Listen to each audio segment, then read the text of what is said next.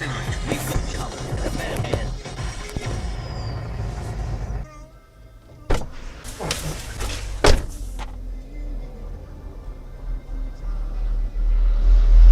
ما رجعتش.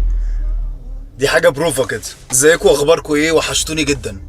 عيد الام، حد يعرف فينا ايه تاريخ عيد الام؟ طيب عيد الام دوت مصطفى امين اعتقد في 56 هو اللي دعا ان عيد الام دوت الام لازم يبقى ليها يوم. يعني 21 مارس اختاروه بحيث ان ده بدايه فصل الربيع. الفكره ان هو كان عايز يكرم الام في يوم او في بدايه فصل الربيع عشان بس الناس تفتكرها، واللي بقى مسافر بعيد واللي مشغول في حياته والكلام ده كله. الايه دلوقتي اتقلبت. ايه اللي حصل دلوقتي؟ بقينا نسمع ان في ام ممكن ترمي عيالها، ام ممكن تقتل عيالها، ام ممكن تروح تتجوز بعد ما جوزها مات مثلا وترمي عيالها، مش عايزاهم، مش مشكله.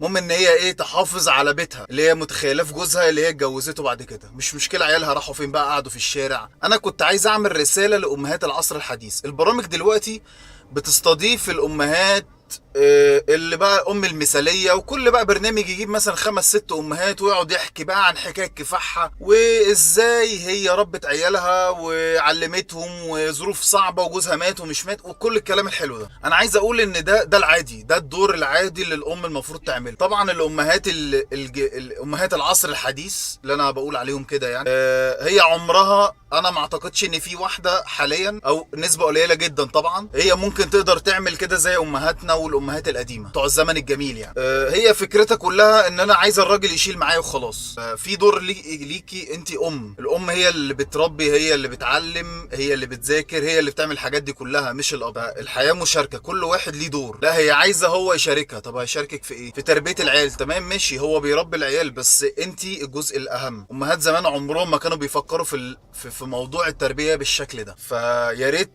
تقعدوا تتفرجوا على البرامج وتشوفوا الامهات عملت ايه عشان تربي ولادها، عشان الجيل الجديد اللي يطلع ده يطلع يعمل حاجه. يمكن هو اللي يقدر يغير حاجه في نظام البلد، حاجه في التعليم، في اي حاجه. يعني يمكن هم الامل يبقى فيهم هم. هرجع واقول تاني، كل دوت دور الامهات. محدش يقول لي في ام خارقه وام مش خارقه. كل الامهات بتعمل كده. الامهات انا بتكلم عن الام الصح، تعريف الام.